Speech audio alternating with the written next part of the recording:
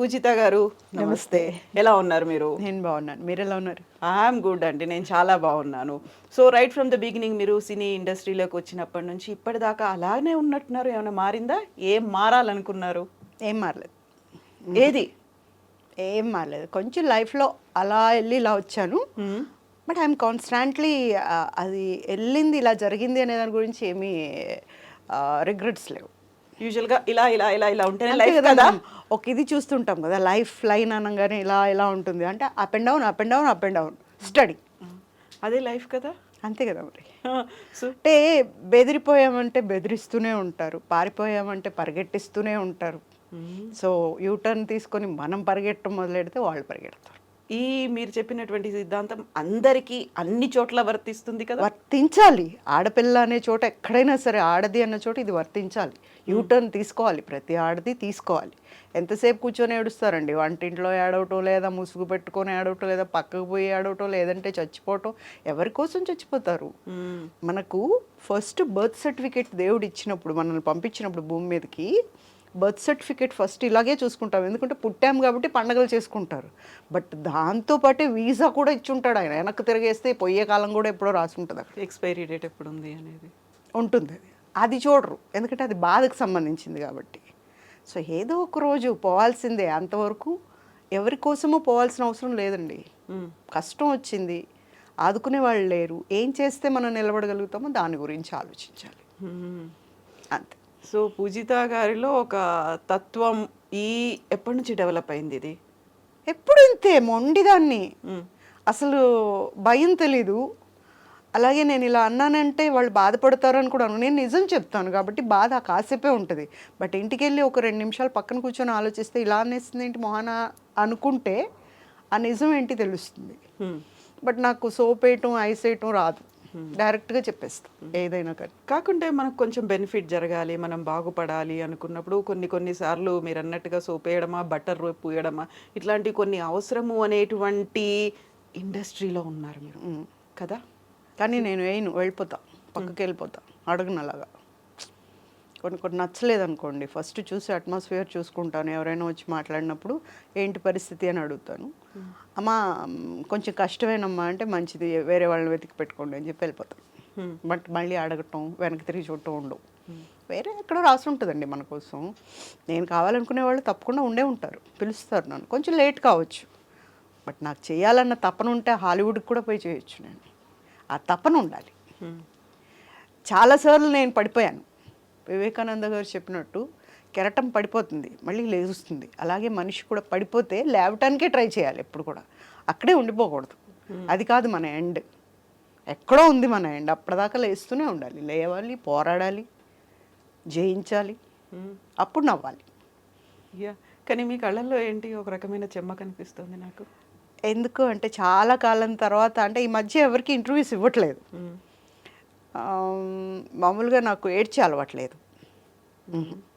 నానున్నప్పుడు మాత్రం ఎక్కడెక్కడంత అన్ని షూటింగ్స్కి వెళ్ళిపోయి వచ్చిన తర్వాత నాన్నెప్పుడు నా దగ్గరే ఉండేవారు. సో తనకు వచ్చి చెప్పి చెప్పి చెప్పి అప్పుడు ఏమన్నా ఎవరైనా నన్ను ఇబ్బంది పెట్టుంటేనో, లేకపోతే గట్టిగా కసురుంటేనో అక్కడేమనను, ఇంటికి వచ్చి మా నాన్న దగ్గర ఏడ్చేదాన్ని. ఒక్క మా నాన్న దగ్గర మాత్రం ఏడ్చేదాన్ని. అప్పుడు మాత్రమే నేను ఆడపిల్లని, మిగతా అంతా మగరాయిడే. ఎక్కడికైనా ఒంటరిగా వెళ్ళటమే, భయపడేదంటూ ఏం లేదు. 2 ఇచ్చి వచ్చేదాన్ని ఏదైనా తేడా ఉంటే. సో దానికి కూడా భయపడేదాన్ని కాదు. సో గుర్తొచ్చింది ఒకసారి. ఏం గుర్తొచ్చింది? నేను అదే అడగబోతున్నా. ఇప్పుడు ఏం గుర్తొచ్చింది? ఇండస్ట్రీ ఫస్ట్ నుంచి జర్నీ ఎలా ఉన్నింది అనేది గుర్తొచ్చింది చప్పున. ఇలా అంతా ఫేస్ చేసి వచ్చాం కదా. అంటే ఒక మూమెంట్లో నేను అనుకుంది ఎక్కడో ఉంటానని. ఎక్కడో ఉండాల్సిన ఇది లేకుండా ఎక్కడో ఉన్నాను వేరే దాంట్లో. ఎక్కడో ఉంటాను కదా అనుకున్నాను. కానీ మనం అనుకున్నవన్నీ అనుకున్నట్టు జరిగేలాగా రాయుడుగా దేవుడు అనేవాడు. మన రాత ఒకలాగా రాసి ఉంటాడు. సో ప్రతి మనిషి తప్పు చేస్తారు. నేను కూడా అలాగే తప్పు చేశానేమో. వైవాహికం అనే దీంట్లో పెళ్లి విషయంలో నేను తప్పు చేశానేమో. దానివల్ల నేను చెల్లించుకోవాల్సి వచ్చింది. నేను ఏదైతే ఇష్టం అనుకున్నానో దాన్ని కొన్ని సంవత్సరాలు దానికి దూరంగా వెళ్ళిపోయి, ఎంత ఇష్టం అంటే నా ప్రాణం కంటే ఎక్కువ నాకు సినిమా అంటే. మా ఇంటికి వస్తే మీరు మా ఇంట్లో వస్తువుల కంటే ఎక్కువ నా మేకప్ మెటీరియలే చూస్తారు. ఎక్కడేం కనిపించినా ఆగను, వణికిపోతాను అసలు అది కొనకపోతే. అలా ఉంటాను అనమాట. అలా అంత ఇష్టం నాకు. అలాంటిది నేను కొన్ని సంవత్సరాలు నా పేరే లేదు ఇండస్ట్రీలో. ఒక ఇంట్లో తాళం పెట్టున్నాను నేను. ఇంట్లో నేను ఉంటే బయట తాళం ఉంది ఒక 7 సంవత్సరాలు. ఎందుకలా? చెప్తున్నాను కదా, స్వయంకృతాపరాధం అంటారు. పెళ్ళి అనేది స్వయంకృతాపరాధం. నా విషయంలో అందరినీ అనట్లేదు నేను, ఎవరిని అంటే అందరికీ అలాంటి రాతలు రాసుండడు దేవుడు, నాకు రాశాడు. దేవుడే రాశాడు, నేనే రాసుకున్నాను. మొత్తానికైతే అనుభవించాం. అలా జరగాలని ఉందేమో. అంతేగా జీవితం అంటే అదే. ప్రతి మనిషికి ఒక రాత రాసుంటాడు. ఇప్పుడు నేను ఉన్నాను, నాకు ఇలా అనుభవించాలి అని. ఇంకొకరికి వాళ్ళు టాప్కి వెళ్ళిపోవాలి అని ఉంటారు, వెళ్ళిపోతారు. ఒక్కొక్కరికి ఒక్కొక్కటి, కానీ ఖచ్చితంగా ఏదో ఒకటి అయితే రాసుంటారు. సో ఇప్పుడు మీరు సినీ ఇండస్ట్రీకి రావాలనుకున్నారు, అదే కంప్లీట్ జీవితం, అదే ప్రాణం అనుకున్నారు, that is everything for you అనుకున్నారు. ఆ టైంలో ఇలా అప్స్ అండ్ డౌన్స్ ఉంటాయి. ఎప్పుడైనా ఒక ఆలోచన వచ్చిందా, లేదు నేను ఇదే పొజిషన్లో ఉండాలి అనే భావనతోనే వచ్చారా మీరు? నేను అలాగే ఉండాలనుకున్నాను, నేను అలాగే ఉన్నాను మా నాన్నగారు ఉన్నంత వరకు. ఇండస్ట్రీలో నేను ఇలాగే ఉండాలనుకున్నాను, నన్ను అలాగే ఉంచారు కూడా. నాన్నగారు డాక్టర్ కాబట్టి ఇండస్ట్రీలో అందరికీ పరిచయం అనమాట చెన్నైలోనే. సో అందరూ డాక్టర్ గారు అమ్మాయి అని ఒక చిన్న పిల్లలాగా చూసేవాళ్ళు చక్కగా. అండ్ ఏదైనా అవకాశం అంటే ఫస్ట్ నాన్నగారికి ఫోన్ చేసి చెప్పేవాళ్ళు, పాపను అక్కడికి పంపించండి లేదా తీసుకుని వెళ్ళండి, మీరు పలానా చోట అవకాశం ఉంది, బాప పేరు చెప్పాము అని చెప్పేవాళ్ళు. సో అక్కడికి వెళ్తే కన్ఫర్మే, ఏది ఫెయిల్ అవ్వాల. ఇంకొకటి, సినిమాలు చేస్తూ ఇద్దరు పెళ్ళాల ముద్దులు పోలీస్ చేసేసరికి ఇండస్ట్రీలో నాకు ప్రాబ్లం ఏంటంటే రాజేంద్ర ప్రసాద్ గారితో అయింది. ఆయనకు నేను నచ్చలా, నా స్ట్రైట్ ఫార్వర్డ్నెస్ నచ్చలా. సో ఒక్కసారిగా మా సినిమా హిట్ అయ్యేసరికి బోల్డ్ సినిమాలు వచ్చినాయి ఆయన పక్కనే, టపా పీక్ అవతల పడేశారు. వద్దన్నా సార్. ఎందుకు నచ్చలేదు స్ట్రైట్ ఫార్వర్డ్గా ఉంటే? అదే మీరు అన్నారు కదా ఇందాక, నన్ను తానా అనాలి, ఐస్ పెట్టాలి, తందానా అనాలి, ఇవన్నీ ఉంటాయి కదా అని. అలాంటివి మనం చేయనప్పుడు ఏమవుతుంది అంటే వాళ్ళ ఈగో గెలుస్తుంది. నేను ఈగో అని అనను, కానీ సెల్ఫ్ కాన్ఫిడెన్స్ నేను పోగొట్టుకోవడానికి ఇష్టపడను. నేను నాలాగే ఉండాలనుకున్నాను, నాలాగే ఉన్నాను. అక్కడే చెప్పాను, ఆ రోజే చెప్పాను, నేను నాకు చేయాలనే తపన ఉండాలి, కానీ నేను హాలీవుడ్లో అయినా చేస్తా. 2-3 సినిమాలు పోయినంత మాత్రాన నేను ఇండస్ట్రీ వదిలేసి వెళ్ళను. మా నాన్నగారు అదే అన్నారు, ఇప్పుడు కూడా నువ్వు చేస్తావా అమ్మా అని. ఇప్పుడు కూడా చేస్తాను. కాకపోతే వరుసగా 7-8 సినిమాలు పోయాయి, మీకేమో చెయ్యాలనే ఫీల్ ఉంది. అక్కడేమో హీరో గారు వద్దన్నారు, తీసేశారు. వాట్ అబౌట్ డైరెక్టర్, ప్రొడ్యూసర్, మిగతా వాళ్ళది అక్కడ చెల్లలా. పిఏపి ప్రొడక్షన్స్ అండి, ఓల్డ్ ప్రొడక్షన్స్. అలాంటి పిఏపిలో నన్ను హీరోయిన్గా తీసుకున్న తర్వాత ప్రొడ్యూసర్ గారు అయితే, ఈ పాప చాలా బాగుంది, ఈ పాప బాగా చేస్తుంది, నేను చూసాను సినిమా, ఎంత బాగుంది, ఎంత బాగా చేసింది అని చెప్పి అడ్వాన్స్ కూడా ఇచ్చారు. నెక్స్ట్ డే మార్నింగ్ కాల్ వాళ్ళ మేనేజర్ చేశారు, ఆయన చేయలేకపోయాడు నాకు పాపం. మళ్ళీ నాన్నగారు ఆఫీస్కి వెళ్తే, సార్ ఐఎమ్ వెరీ సారీ, నేను ఫేస్ చేయలేకపోతున్నాను మిమ్మల్ని, ఎలా చెప్పాలో కూడా నాకు అర్థం కావట్లేదంటే, మీరు నాకేం చెప్పద్దు సార్, మీరు అడ్వాన్స్ ఇచ్చారు, మా అమ్మాయి చేయనప్పుడు మాకెందుకు అడ్వాన్స్, తీసుకోండి అని రిటర్న్ ఇచ్చొచ్చేసారు. అంతే. ఇంకా తర్వాత ఐ టు సిట్ క్వైట్, ఏం చేయాలి అని. క్యారమ్ బోర్డ్ ఆడుకునేవాళ్ళం నేను మా డాడీ. ఆడితే మామూలుగా మా డాడీ ఒక్కసారికి 4 కాయిన్స్ వేసేవాళ్ళు. అలాంటిది ఆ కోపానికి 4 కాయిన్స్ వేసాను అనమాట నేను. మా డాడీ, అబ్బా భలే ఆడుతున్నావు అమ్మా, బాగా నేర్చుకున్నావు అన్నట్టు. లోపల కసి వేరే ఉంది, ఆ కసితో ఆడాను అనమాట. అప్పుడు అనిపించింది, సరే చూద్దాం, మొత్తానికి చేయలేకపోతే ఏదో ఒకటి రాసే ఉంటాడు కదా ఇంకొకటైతే. ఆటోమేటిక్గా ఇప్పుడు నేను ఇక్కడ సక్సెస్ అవ్వలేదండి, నాకంటూ ఇంకోటి ఏదో ఉంటుందిగా, ఏముంటుందో చూద్దామని. కానీ ఇంటికి వెళ్ళిపోదామన్నా కూడా నేను రానన్నా, నేను ఇక్కడే ఉంటా, నేను ఇక్కడే తేల్చుకుంటా ఏదైనా కానీ. మొత్తానికి లేదన్నప్పుడు చూద్దాం, అంతవరకు అయితే నేను ఇక్కడే ఉంటాను. బట్ అక్కడి నుంచి మళ్ళీ నేను హైదరాబాద్ వచ్చాను. ఆల్ హీరోయిన్స్ అంటే ఇండస్ట్రీ రావాలి అన్నప్పుడు వచ్చిన ఫస్ట్ హీరోయిన్ నేనే, హైదరాబాద్కి వచ్చిన హీరోయిన్. అప్పుడేమో దాసరి సార్ను గురుగారు, ఆయనే నాకు ఎక్కువ సినిమాలు ఇచ్చింది కూడా. రామానాయుడు గారు మేమున్నాం పాప నువ్వు వచ్చే పాప అట్లా అని. మా నాన్నగారికి క్లాస్మేట్ రామానాయుడు గారు. ఓకే. సో పాప వచ్చే ఏం కాదు మేము చూసుకుంటామన్నారు. ఏమీ చూసుకోలేదు. ఇక్కడికి వచ్చాక హీరోయిన్గా ఇవ్వనే లేదు. ఈ ఒక్క క్యారెక్టర్ చేయి నెక్స్ట్ నువ్వే హీరోయిన్గా అనౌన్స్ చేస్తానన్నారు ఆయన. కొండపల్లి రత్తయ్య అనే దాంట్లో క్యారెక్టర్ చేశారు. అది ఎవరు దొరకలే ఆ రోజు. చాలా పెద్ద డైలాగ్స్ ఉన్నాయన్నమాట. అప్పుడు దాసరి గారు డైరెక్షన్ కదా, ఆయనే కొండపల్లి రత్తయ్య యాక్ట్ చేస్తున్నారు. పూజ నువ్వు చేయమ్మా, నెక్స్ట్ చేద్దువు కానీ. సరే అన్న. దాసరి గారికి ఒక అలవాటు ఉంటుంది, ఎప్పుడు స్క్రిప్ట్ పెట్టుకొని సీన్ చేయరు ఆయన.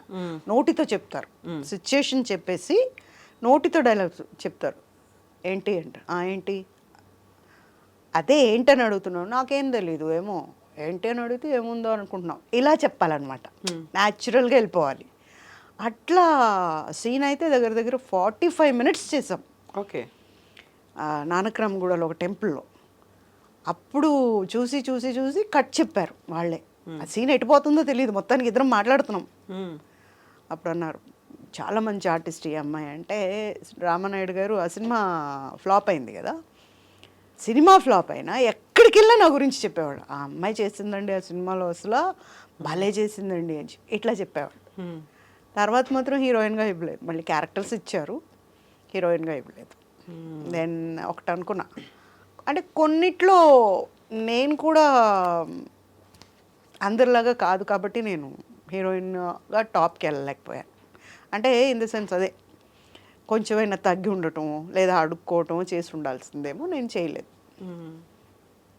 కొంచెమైనా తగ్గి ఉండడం, అడుక్కోవడం, దీంతో పాటుగా బాగా వినిపించింది కాంప్రమైజ్ అవ్వడం అనేది.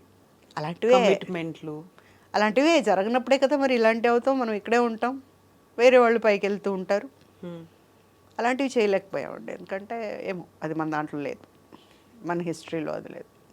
ఇప్పుడు మీరు రాజేంద్ర ప్రసాద్ గారి దగ్గర నుంచి ఆ ఒక నో అనేది వచ్చిన తర్వాత 7 సినిమాలకి మిమ్మల్ని తీసేసిన తర్వాత ఆయన ఒక స్ట్రగుల్ ఉంది. ఆ తర్వాత మళ్ళీ హైదరాబాద్కి వచ్చిన తర్వాత సేమ్ అలాంటి సిచ్యువేషనే అనేది ఎదురైపోయింది. ప్రతి చోట పూజిత వెళ్ళింది, లేకపోతే పూజితకు అక్కడ ఆఫర్ ఇవ్వాలి అనుకున్నప్పుడు వచ్చేటువంటి ఆన్సర్స్ ఎలా ఉండేది, క్వశ్చన్స్ ఎలా ఉండేవి అసలు? వెళ్ళగానే అందరికీ తెలిసింది ఏంటంటే నాకు బాగా పొగరని. అండ్ ఆ మూమెంట్లో నాకు మంచి పేరు వచ్చింది ఆర్టిస్ట్గా. బ్యాక్గ్రౌండ్ లేకపోయినా ఆర్టిస్ట్గా చాలా మంచి పేరు వచ్చింది నాకు, ఏమై మంచి ఆర్టిస్ట్ అనేది. సో ఆ దీంట్లో కొంతమంది నన్ను అడగలేదు, కొంతమంది ఈ అమ్మాయిని పెట్టుకోవటం అవసరం అంటారా అనుకున్నారు. ఈ అమ్మాయి కంటే బెటర్ క్యాండిడేట్ ఎవరైనా మనం చెప్పింది వినేవాళ్ళు ఉంటారు కదా, ఎందుకు అన్న దీంతో డ్రాప్ చేసుకున్న వాళ్ళు ఉన్నారు. నన్ను మ్యాక్సిమం అడిగే స్టేజ్ రాలేదు, ఎందుకంటే ఇప్పుడు ఆ ఛాన్స్ నేను ఇవ్వాల. మట మట మట మట మాడుతూ ఉంటుంది ముఖం అంటారు చూడండి, అలా ఉండేదాన్ని నేను ఎప్పుడు బగబగా. సో అంత దూరం రాలేదు, కానీ ఆఫర్స్ అయితే వెళ్ళిపోయేవి. ఇంటికి వచ్చి ఇంకా అడ్వాన్స్ పంపిస్తారనో అప్పుడు, అంటే ఫస్ట్ కన్ఫర్మేషన్ అడ్వాన్స్తోనే అయ్యేది.